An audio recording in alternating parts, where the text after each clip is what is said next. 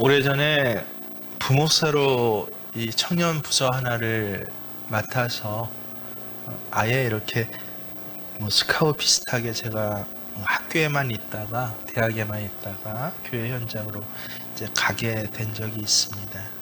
미리 그 교회 장로님들을 만나서 제가 이렇게 사역할 수 있도록 해주세요라고 그렇게 해갖고 다 그러겠다고 해서 이제 가서 사역을 하면서 이 이른바 청년들 새생명 축제를 처음으로 준비하게 되었습니다.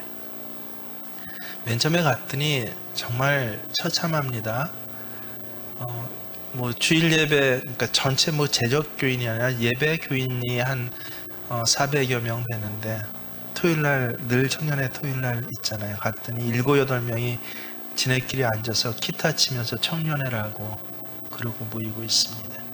그게 이제 2월인가 1월인가 그랬을 거예요. 그래서 이 7, 8명 청년들 가지고 우리 하나님 앞에 예배 드려야겠다 해서 그래서 하여튼 늘 기도하고 다시 훈련하고 딱 8개월 뒤에 청년 예배를 따로 주일날 만들어서 주일 3부 예배라고 해서 드리게 됩니다. 그래서 이 청년들을 청년 예배로 만들려면은 적어도 예배 인원이 한 80명 이상은 돼야 되지 않습니까? 주일 예배인데.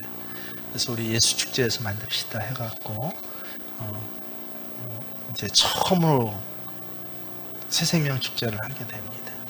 그래서 매주 이 전도에 대한 말씀을 나중에 한 7, 8, 9월에 늘 우리 교회도 그랬듯이 말씀을 전하는데 이 청년들에게 도대체 아기도 낳아보지 않았습니까? 생명을 길러본 적이 없는 사람들에게 어떻게 생명에 대한 이야기 또 아비의 마음에 대한 이야기를 도대체 어떻게 전해야 될까? 이게 매주 숙제가 아닐 수가 없었습니다. 그래서 말씀 전하는 것보다 먼저 이 말씀이 어떻게 하면 마음이 열려지고 들어가게 될까라고 말씀 준비하는 시간보다 그런 자료들을 찾아보는 시간이 훨씬 더 많았던 때를 한 1년을 보낸 적이 있습니다. 근데 마침 이 TV에 기가 막힌 그것이 알고 싶다 비슷하게 뭔진 정확히 기억나지 않는데 한 프로그램에서 이 가슴을 울릴 만한 그런 이야기가 전파를 타고 나왔습니다. 그래서 그 이야기를 보면서 다시 또 찾아서 돌려보면서 그러면서 그걸 아주 짧게 청년들에게 그대로 읽어준 적이 있습니다. 여러분에게도 그대로 한번 읽어드리겠습니다. 91년 3월 26일 당시 9세였던 김종식 군 등 동네 아이들 5명이 개구리 잡으러 간다고 오전 8시에 나간 뒤 행방불명이 불명이 되어서 11년 동안 찾지 못했던 사건이 있습니다. 김영규 군의 어머니인 최경희 씨는 아들을 찾으려고 전국 방방곡곡을 누비고 대구의 산이란 산은 모조리 훑는 등 산에 미쳐 살았습니다. 리포터와 함께 그날도 산을 헤매던 그가 갑자기 자리에서 일어서더니 등 뒤 2, 3m쯤 떨어진 곳으로 다시 뒤돌아갔습니다. 무슨 물체가 희끗 보였기 때문입니다. 그런데 누군가 버리고 간 흰색 전선이었습니다. 최 씨는 나뭇가지로 전선을 들어 올리고는 한참 동안 살피더니 산에 있는 건 돌멩이 하나도 예사로 안 베네요 하고 울먹거립니다. 김종석 군의 아버지 김철규 씨는 생업을 접고 1톤 트럭에 아이의 사진을 붙이고 수년간 전국을 헤매다 결국은 간암을 얻어서 2001년 10월 숨져서 온 국민을 안타깝게 했습니다. 근데 그 김종식 군의 어머니도 10년을 하루같이 날마다 대구역으로 나가 아이의 얼굴이 인쇄된 전단을 나누어 주는 일만을 전업으로 하고 있습니다. 아버지들은 직장을 그만둔 채 아들을 찾아 방방곡곡을 돌아다니고, 어떤 어머니는 아이의 학용품을 아직도 보관하고 있답니다. 아이의 옷가지는 작년 10년째 되던 해에 아파트로 이사 오면서 재활용품으로 내놓았습니다.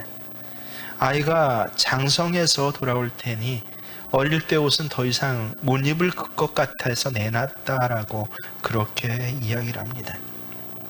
어떤 어머니는 시댁 식구들은 대를 잇기 위해서라도 늦둥이 자식을 보라고 권했어요. 저는 그럴 때마다 잃은 아이를 찾으면 되지 아이를 또 낳을 수는 없어요 라고 그렇게 대답을 했답니다. 잃은 아이를 찾으면 됐지 다른 아이로 대체할 수 없다라는 것, 이것이 바로 부모의 마음입니다. 그래서 여러분이 이 부모의 심정을 들어야 합니다 라고 했더니 이 청년들의 얼마나 그 마음이 통하고 감격을 했는지, 이 학교나 일터에 돌아오면 하루 2-3시간씩 저녁마다 그 당시 30명 정도를 이제 불렀거든요. 하루 2-3시간씩 청년들이 저녁마다 1인당 할당량이 있습니다. 여러분 손편지 우린 다 인쇄된 걸 보내는데 그걸 다 써서 보내는 거예요, 자기가. 그래서 1인당 30장을 써서, 그래서 보내는 것도 아니라 이제 30장을 쓰면 들고 나가는 겁니다. 나가서 교회 근처에 골목골목을 다니면서, 교회가 시장터 바로 붙어 있었는데 그래도 사람이 좀 있습니다. 모든 사람에게 1인당 30장씩 매일 나눠주는 겁니다. 그렇게 전도를 했더니 어떻게 됐습니까? 그해 9월 200명에 가까운 청년들이 모여서 예수 축제를 열고, 그리고 청년의 예배를 이제 시작할 수 있게 되었습니다. 근데 제가 그걸 얘기한 게 아니라 기막힌 일이 바로 이 설교를 하고 그 다음 주일에 있었습니다. 딱 일주일 만에 놀랍게도 2002년 9월 26일입니다. 11년 동안 찾지 못한 개구리 소년들이, 제가 지난주에 예화로 설교했던 그 소년들이 마을 뒷산에서 직선으로 집에서 2km 정도밖에 떨어지지 않는 곳에서 유골로 발견되게 됩니다. 결국 부모님들은 11년 동안 생업까지 접은 채 누구를 찾고 있었던 거예요? 죽은 아이를 11년 동안 찾고 있었던 것입니다. 이 일이 알려지자 여러분 기억나십니까? 전국적으로 모든 매스컴에서 한동안 얼마나 시끄러운지 모릅니다. 경찰이 초동 수사를 잘못했다라고 아주 질타를 내서, 그때 꽤 높은 이 굵은 무궁화가 있는 사람이 몇 명이 이른바 목이 떨어져 나간지 모릅니다. 이 일로 인해서 개구리 소년 찾기에 관계된 수많은 공무원들이 징계를 당하게 됩니다. 신고를 받자마자 좀 더 관심 있게 인력을 동원해서 찾았다면 2km예요. 2km밖에 떨어지지 않는 곳에 그렇게 움직이지 못한 상태로 무슨 이유인지 있었던 이 아이들을 분명히 찾을 수 있었을 것이다 라는 안타까움이 온 나라를 숙연하게 하고 분노하게 했던 그 사건이 2002년 9월 26일에 발견되게 되는 것입니다. 여러분, 초점은 무엇입니까? 이미 죽은 아이는요, 아무리 간절하게, 아무리 절실하게, 아무리 오랫동안 11년이 아니라 21년을 찾아보아도 찾을 수 없다라는 것입니다. 아이를 찾으려면 언제 찾아야 돼요? 죽기 전에 찾아야 합니다.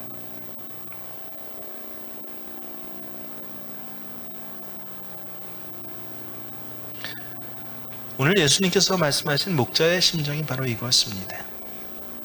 양을 찾는데요, 어떻게 찾습니까? 쉬어서 100마리 중에 야, 한 마리 잊어버렸네 라고, 이 한 마리 잊어버린 양을 100마리를 채우기 위해서 그렇게 목자는 양을 찾지 않습니다. 4절 말씀 잘 보십시오. 너희 중에 어떤 사람이 양 100마리가 있는데 그 중에 하나를 잃으면 99마리를 들에 두고 그 잃은 것을 찾아내기까지 찾아다니지 아니하겠느냐라고 말씀하십니다. 어떻게 찾는다고요? 잃은 것을 찾아내기까지 찾는다 라고 하는 것입니다. 왜 그래야 합니까? 양이 지금 죽어가고 있기 때문에 그렇습니다. 우리는 이 목자가 안 되어 봐서, 또 목자의 경험이 없어서 이 말씀은, 비유의 그 초점을 제대로 이해하지를 못합니다. 여러분, 양이 지금 죽어가고 있어요. 목자는 알아요. 이 양이 밖에서 홀로 생명을 가지고 지낼 수 있는 시간은 몇 시간밖에 안 돼요? 이틀이 절대 안 됩니다. 양이란 동물은 참 둔하고 미련한 동물이에요. 동물 중에서도 정말 기가 막힙니다. 뭐 하나 잘하고 잘된 게 없어요. 시력은 세상에 초식 동물인데 양처럼 시력 나쁜 동물이 없습니다. 1m가 넘어가면 흐릿해서 잘 안 보인다고 해요. 뇌 기관 중에서 방향 감각에 대한 그 기관이 또 그렇게 퇴화해서 목자가 앞에서 인도해 가지 않으면 아무 감각이 없어요. 양은 절대 혼자 자기 집 자기 우리를 찾아오지 못하는 동물이라고 합니다. 거기다 갖고 있는 생존 기제도 그렇게 엉터리일 수가 없습니다.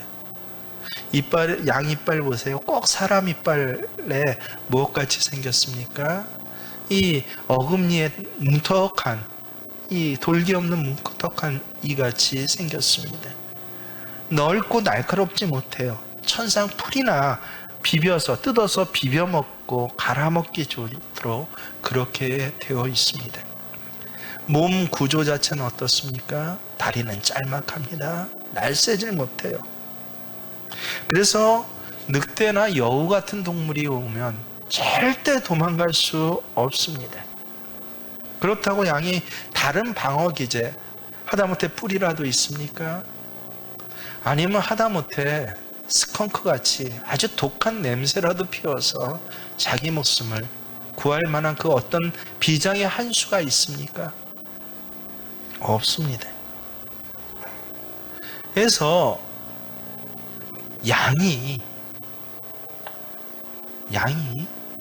밖에서 다른 이 동물들이 울궐대는 밖에서 생명을 보존하면서 지낼 수 있는 시간은 기적같이 있어도 절대 이틀을 넘지 못한다고 합니다.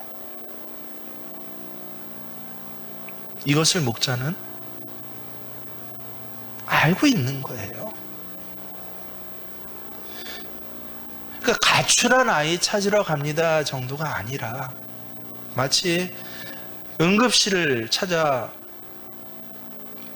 하는 이 수술실을 찾아 막 다니는 그런 의사 같습니다. 이 사고가 나서 환자가 어디가 찢어지고 문제가 생겼는데 빨리 이것을 집도하지 않으면 1시간 내로 이것을 수술하지 않으면 이 환자는 죽습니다. 그래서 응급실을 찾아서 헤매는 거예요. 그냥 헤매는 게 아니라 길 가다 애가 넘어져서 무릎 까져서 엉엉 웁니다. 야, 이거 애 드레싱이라도 좀 해야지 하면서 약국 가고 병원 가는 그런 것이 아니라 1시간 안에 수술해야 된다. 요새 의사들이 참 멋지게 나오는 드라마들이 많더라고요. 그 멋진 드라마에 나오는 의사들처럼, 좋은 의사들처럼 1시간 안에 이 환자를 수술해야 된다라고 하는 그런 절박감을 가지고 어떻게 했다고요? 찾아내기까지 찾는 목자의 심정을 말씀하고 있는 것입니다.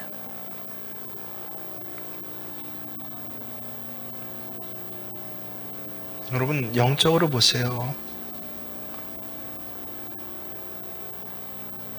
겉으로는 다 멀쩡해 보이는데 영적으로는 이 양과 같이 절대 생명이 살아남을 수 없는 사람들이 우리 가족 중에 얼마나 많습니까? 시력이 약해요. 세상에서 돈을 잘 벌고 높은 자리 올라가고 좋은 학교 다니고 떵떵거리는지 모르지만 영적으로 보면 그 영의 생명이 살아남기에는요, 하나님은 절대 안 보입니다. 눈앞에 하나님의 기적이 휙휙 일어나고 있는데 볼 수가 없어요. 이빨은 어떻습니까? 야, 세상 맛있던 고기나 2-3시간 차를 타져가서 먹방이라도 하면서 원하는 것은 참 잘 먹는데, 근데 그 이빨이 하나님의 말씀은 단 한 구절도 제대로 씹어서 삼킬 수가 없어요.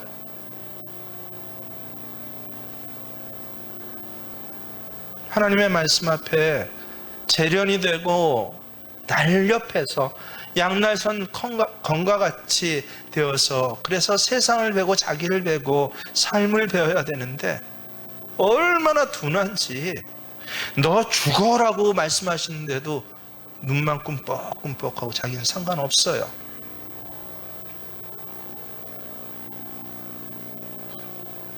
그런 양과 같은 사람이 어디 있습니까? 여러분의 남편, 아내 아닙니까? 여러분의 자식이 아닙니까? 방향 감각은 전혀 없습니다. 양하고 똑같아요. 세상에서 이렇게 주식 따라가고 이렇게 갭 투자해갖고 부동산 투자하면 돈이 요 정도 남다. 야, 민첩하네요. 근데 도무지 영적으로 자기가 지금 죽음의 에스카레이터를 타고 밑으로 내려가고 있는지 아니면 자기 생명이 살려지고 있는지, 이거는 구분이 안 돼요.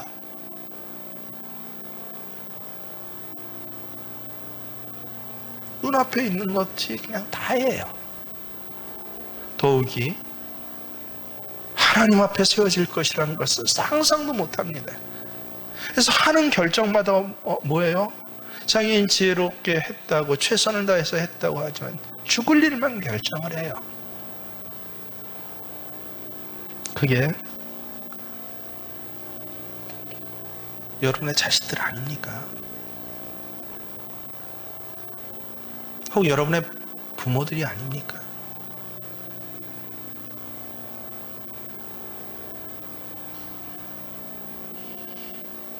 양 한 마리가 잃어버렸을 때,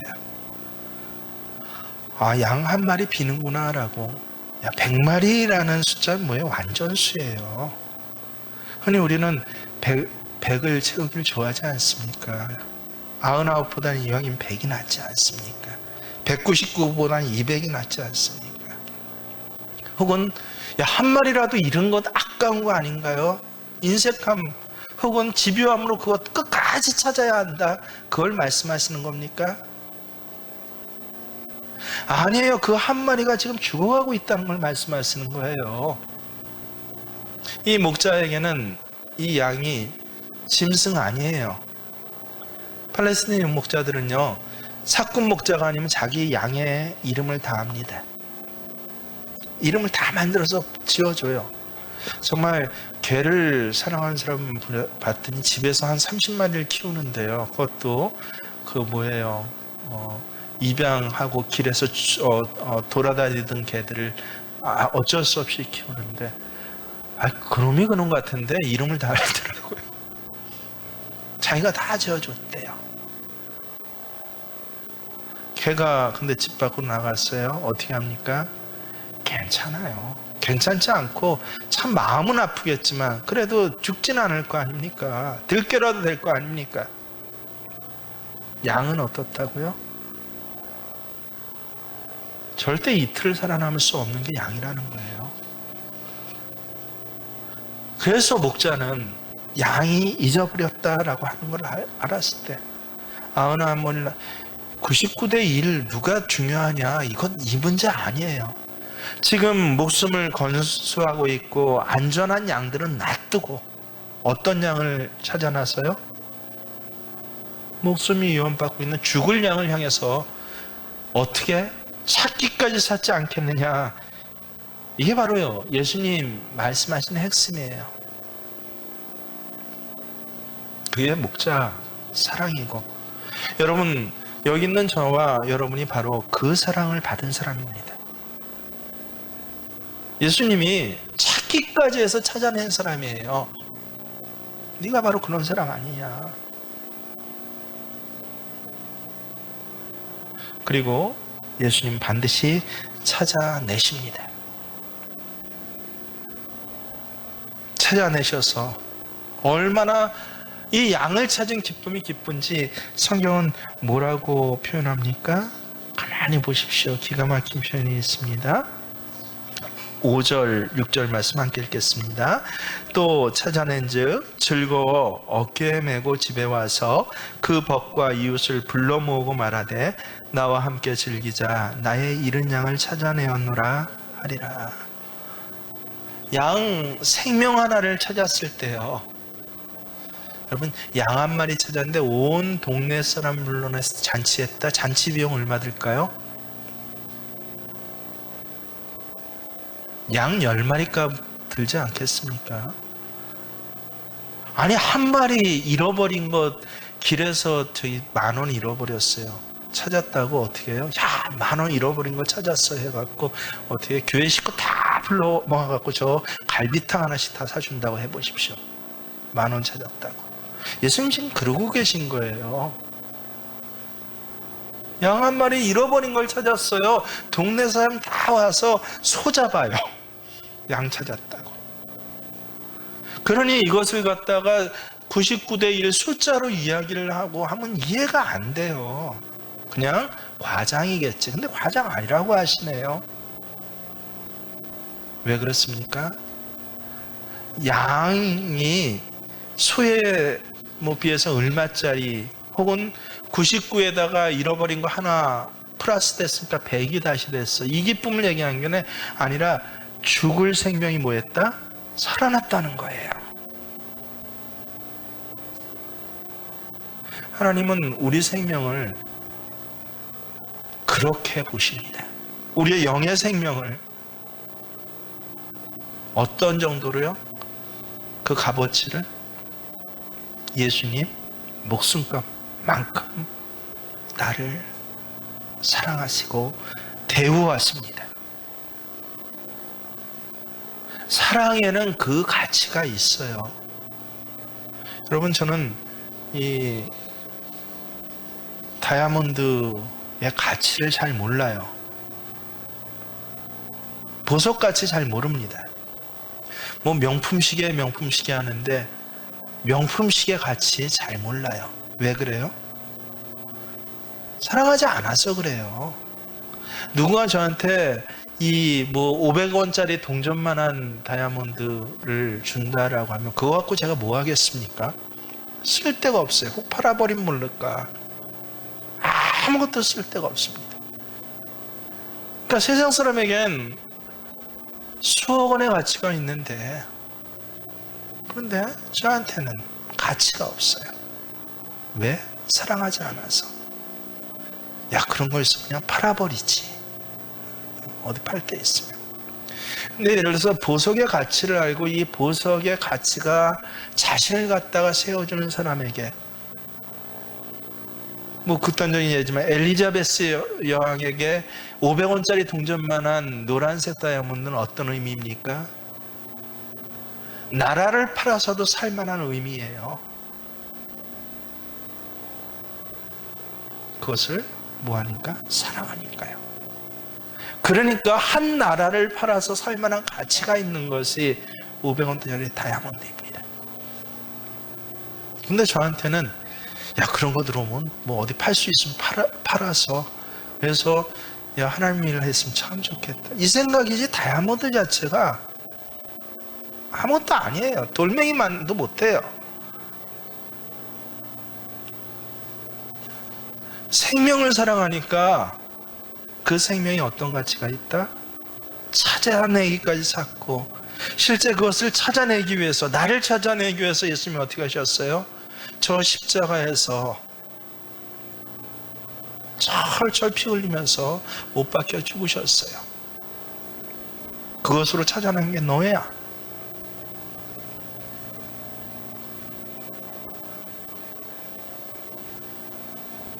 이 말씀을 하십니다. 여기 찾아낸 게 난데. 그런데 우리는 한 영혼에 대해서 그럼 어떻게 보십니까? 혹시 목자의 심정이 아니라 이 양과 같지 않나요? 자식이 좋은 대학 들어갔다면 세상을 다 얻는 것처럼 으쓱으쓱거리지 않나요? 좋은 직장 들어갔다면 이것으로 됐더라고 하지 않나요? 뭐 기쁨이야 있겠죠. 분명히 있습니다. 하지만 그 자식의 영혼이 하나님 앞에 서 있지 않았을 때는 정말 가슴이 아프고 죽기까지 찾아내야 될 거 아니에요. 세상은 이틀 안에 그 영혼을 죽입니다. 사탄은요, 어떤 사람을 제일 싫어합니까? 아주 세상적으로 사는 사람 제일 싫어합니까? 아주 신앙 좋은 사람 제일 싫어합니까? 아니에요. 내 편이라고 여기고 죽었다고 여겼던 사람이 깨어나는 순간을 제일 싫어합니다. 그땐 이틀 안에 죽입니다. 여러분, 부부싸움 했어요.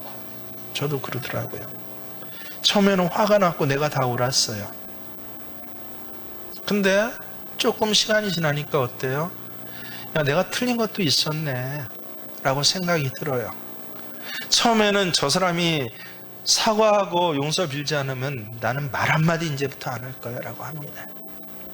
근데 시간이 조금 지나서 감정이 수그러드니까 어때요? 그냥 얼굴만 한번 쳐다봐줘도 내가 나가서 맛있는 밥 사줘야지 라고 합니다. 근데 그 마음이 언제까지 살아있습니까? 잘 생각해 보세요. 사탄에게 반하는 마음은요, 이 땅에서 이틀 살아남기가 힘듭니다. 다시 죽어요. 반드시 죽습니다.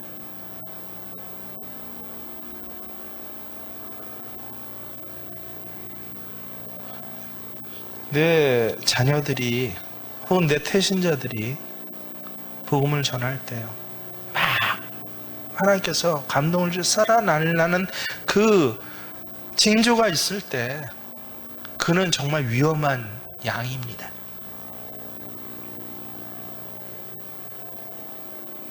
그럴 때 목자는 어떻게 한다고요? 찾기까지 찾아내지 않겠다. 아무것도 염려하지 않고 뭐 세상에서만 잘나면 됐지, 하나님 앞에서 이 자식이 어떻게 되든 뭐 주께서 알아서 하겠죠. 이런 사람의 자식에겐요, 그건 이미 죽은 양이에요.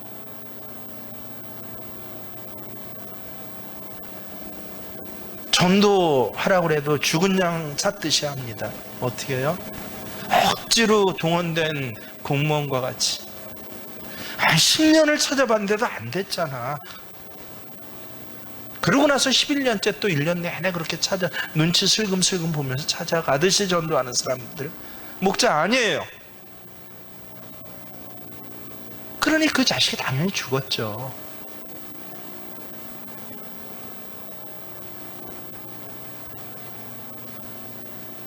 근데 어느 날 하나님이 목자의 심정을 허락해 주세요. 내가 깨어나고 살아나면서 이 자식도 깨어나고 살아나기, 내 기도의 대상자들이 살려지기 시작해요. 바로 그때부터요. 밥 먹는 것보다 곡기를 끊어가면서도 찾아내기까지, 뭐 애들에게는 뭐 여러 가지 상황극을 묘사해줘요. 자갈밭을 걸려서 발이 다 까지고, 그렇게 많은 가시덤불을 지나면서 다 가시에 찔리고 뭐하고, 때로는 가다가 밤에 또 찾아가다가 저 한 2, 3m 낭떠러지에 굴러갔고 여기저기 목자가 다 부러지고, 오히려 목자가 펄펄 피 흘리는 상태로, 뭐 그런 상황을 보여주면 애들은 또 감격을 하더라고요. 근데 굳이 그런 상황 없어도 우리는 됩니다. 찾아내기까지.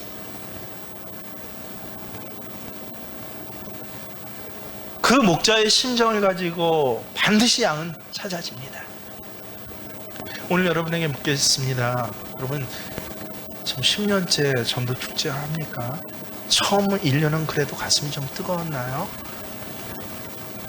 근데 10년째 되니까 매년 아직 못 찾았으니까 또 지시 내려오잖아요. 찾으라고. 오늘은 1조야. 1조 가서 동원해.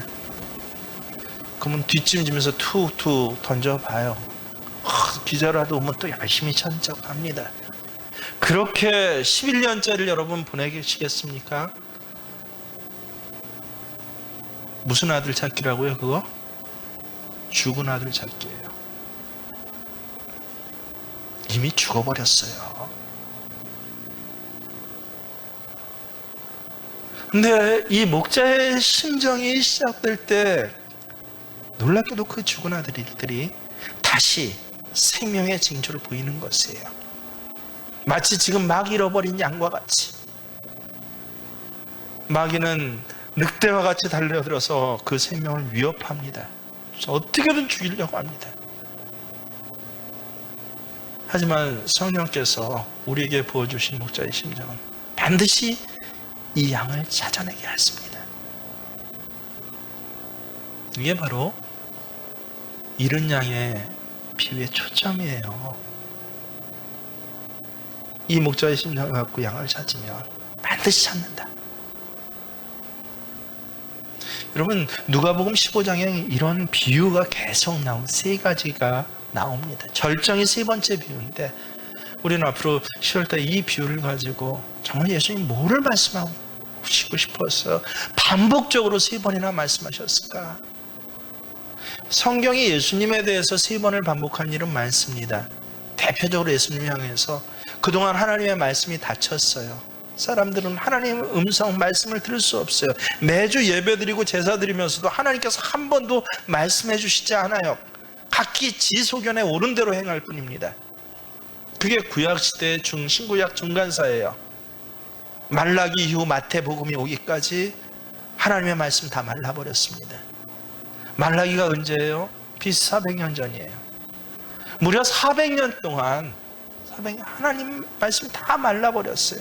400년을 예배드리면서도 400년을 나름대로 신앙생활하는데 구원은 없고, 하나님께서 차라리 말라기에 뭐라고, 차라리 너희가 예배를 걷어쳐버려라 라고 할 정도로, 내가 너희를 심판하는 것은 예배드리지 않아서가 아니라 그런 예배를 10년째 드리고 있어서야, 이렇게까지 말씀하시고 딱 입을 닫으셨어요. 그러면 알아들어야죠. 야, 이렇게 예배드렸다는 너 죽어라는 소리구나. 더 이상 하나님 하실 말씀 없다는 소리구나. 이 심판 앞에서 나는 어떻게 예배드려야 하나? 11조 차라리 치워버리라는 거예요. 그렇게 11조 하려면. 뭐라고까지 말씀했어요? 너희가 정직하게 온전한 11조 한번 해봐라. 내가 너희를 창고를 채우지 않느냐, 너희를 봐라. 정직해지고 다시 거룩해져라 라고 하면서 딱 입을 닫아버리신 지 몇 년? 400년 만에 드디어 예수님 오셨어요. 30세가 돼갖고 회개하라, 하나님 나라가 가까이 왔다라고 했을 때 성경은 그것을 뭐라고 합니까? 예수님이 말씀하셨다고 안 해요. 뭐라고 해요? 성경은 입을 열어 가르쳐 가라사대. 3번을 반복해요. 그게 너무 기뻤던 거예요. 예수님의 그 말씀이 너무 감격스러웠던 거예요. 근데 비교법이 없어요. 그러니까 어떻게 해요? 입을 열어서 이 소리예요. 우리나라 말로 굉장히 아주 유연하게 입을 열어 가르쳐 가라사대 번역됐잖아요. 오늘 3번을 반복해. 입을 열어 말씀하셨다는 거예요. 예수님에 대해서는 증언했는데 예수님이 실제로 우리에 대해서 그렇게 3번이나 똑같은 비유를 이렇게 저렇게 말씀하시면서 말씀하신 건 누가복음 15장이 유일합니다. 뭐예요? 영혼을 찾는 비유예요.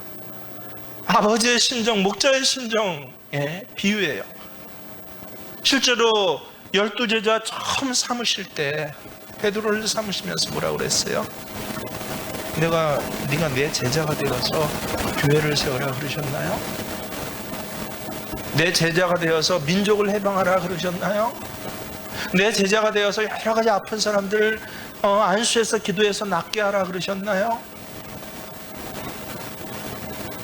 내가 너를 사람을 낚는 어부가 되게 하리라 그러셨어요. 그런데 우리는 어떻게 해요? 어느새 그 목자의 심정을 잃어버렸어요. 코로나 때문이라고 해요. 경제가 어려워서라고 해요. 농사철이라서 그래요. 저 사람 때문에 상처받아서 그래요. 심지어 교회 목사가 뭐 잘못돼서 그랬대요.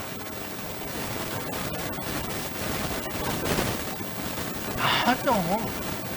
그건 그거예요. 중요한 건 무엇입니까? 너 한 영혼을 향해서 정말 저 아이가 죽어 라고 생각하고 있냐는 거예요. 생명의 약속은 다 잊어버린 채 매일 몸만 갖고 얘기를 해. 코로나 돈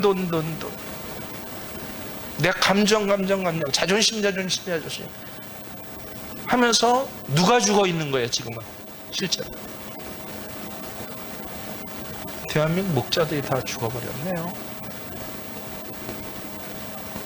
그런 죽어버린 목자들 앞에 여러분 이른 양 때문에 말씀하신 거 아니에요. 죽어버린 목자들 앞에 사람을 낚는 어부가 되라고 그렇게 세웠는데 자리 갖고 싸움이나 하고 있어요. 제자들이 지금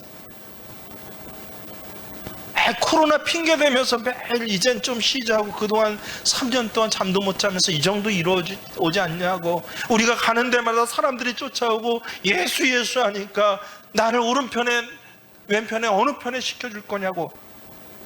그러면서 뭐가 죽어버렸어요?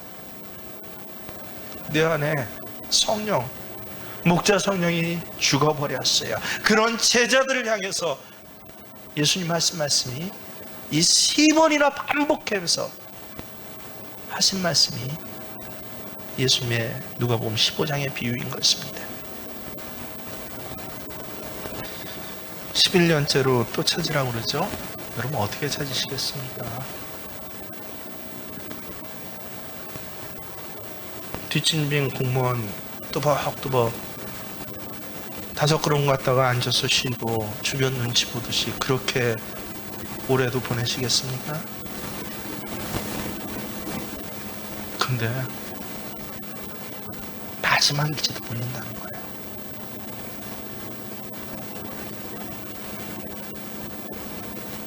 하나님께서는 죄인 하나가 회개하고 들어올 때 절대 조용히 보내시지 않습니다. 온 하늘나라가 잔치를 한다는 겁니다. 근데 이미 하늘나라에 기라성 같은 그 믿음의 선배들 얼마나 많습니까? 예수 때문에 죽임을 당하는데 목을 켜서 죽임을 당했네요. 사자우리에 던져져서 죽임을 받는, 불태워져서 죽임을 당했네요. 어마어마한 기라성 같은 믿음의 선배들, 그 의인들 99이 하나님 앞에서 함께 기쁨을 누리는 것보다 뭐를 더 기뻐하신다고요? 죄인 하나가 돌아오는 것. 이걸 더 기뻐하신 것이 우리 하나님의 마음이고, 그 죄인 하나가 돌아오는 일에 찾아내기까지 자기의 목숨을 내어서 그렇게 이 일들을 함께 하시며, 오늘 예수님 뭐라고 하십니까? 나와 함께 즐기자라고 하십니다. 한 영혼에 대해서 이렇게 기뻐하시는데, 한 영혼을 하나님 앞에 돌아오는 자를 하나님 얼마나 기뻐하시고 사랑하시겠습니까? 요즘 같은 시대에 유독 우리 생명교회 교인들에게만 나와 함께 즐기자는 예수님의 초청이 지금 선포되었습니다. 이른 영혼을 주님 앞으로 인도할 때 정말 내가 받는 즐김, 예수님과 함께 즐기는 즐김이 있다면 무엇입니까? 믿음의 감격이 온전히 회복되고 굳세집니다. 그게 바로 예수님과 함께 즐기는 기쁨이에요. 일을 하면서도 예수님과 함께 즐길 수 있어요. 애를 키우면서도 예수님과 함께 즐길 수 있습니다. 밭에서 일을 하면서도 예수님과 함께 감자 딸 수 있네요. 신앙생활한 지 오래되어서 여러분 가슴이 냉랭해졌다고 누가 이야기를 합니다. 첫사랑 잃어버렸다고요? 누구 때문이라고요? 중요한 건 무엇이에요? 회복되는 것입니다. 어떻게 회복됩니까? 한 영혼을 주님 앞으로 인도해서 그 사람이 예수님 앞에, 예수님이 어떤 사랑으로 그 사람을 사랑해 주신지를 볼 때, 그때서야 다시 신앙의 감격은 불타오르는 것이죠. 내 의지로 지금부터 뭐 하겠어로 절대 불타오르지 않습니다. 뭐에 불과해요? 그래 결심했어 하고 집에 가서 못하는 우리 군대 안 갔다 온 청년들하고 똑같아요.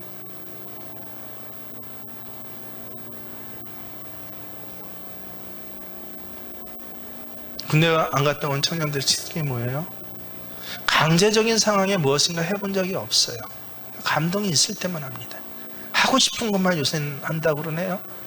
근데 강제적인 상황에서 무엇인가 자기가 시도도 안 했던 것들을 한번 해나면서, 그러면서 이른바 뭐가 떡잎이 다른 청년들은 어때요? 그때 자기가 무엇인가 하나 배웁니다. 아, 이걸 이런 식으로 하면은 하나님 앞에 내가 세워질 수 있구나 라고. 그래서 군대 갔다 와서 달라지는 청년들 있죠. 무서운 청년들입니다. 마찬가지로 여러분 식어진 가슴이지만 한 영혼으로 인하여서 다시 그 기쁨을 내 눈으로 보고 함께 예수와 즐기는 그 신앙은요, 시대가 어찌해볼 수 없는 신앙이 됩니다. 여러분, 이 코로나 시대에 우리 교회 교인들 여기에 대다수가 지난 1년, 2년을 한 번도 안 빠지고 예배드렸어요. 정말 한 번도 안 빠지고 예배드리는 사람이 평온할 때 혹은 별일 없을 때 예배드리는 거, 뭐 그것도 중요한 일이지만, 코로나 시대에 한 번도 안 빠지고 예배드린 사람의 그 신앙을 세상 병마가 앞으로 어떻게 해볼 수 있으리라고 생각합니까? 감당이 안 됩니다. 기가 막힌 하나님의 사람으로 그렇게 세워지는 것처럼 한 영혼을 하나님 앞에, 그렇게 그 한 새로운 영혼을 하나님을 어떻게 사랑하시는지, 내가 그 사랑을 어떻게 받았는지 알고 깨닫는 사람은요, 그 다음부터는 세상이 감당 안 됩니다. 우리가 뭐 어떻게 하면 전도를 잘할까, 한 10년 전에만 해도 이런 거에 굉장히 관심 많았어요. 고구마 전도법이니 사과 전도와이니 뭐 일단 찔러봐라니 참 좋은 거예요. 근데 뭐가 갖춘 사람들에게요? 전도법은 목자의 심정이요. 생명을 사랑하는 목자의 심정. 올해는 특별히 이 생명을 사랑하는 목자의 심정, 그리고 그 생명을 사랑하는 가장 큰 사랑을 받은 내가 받은 사랑이 다시 깨달아지고 이렇게 세워지시는 귀한 은혜가 첫 출발되시길 주의 이름으로 축원합니다. 우리 함께 찬양할 때 그렇습니다.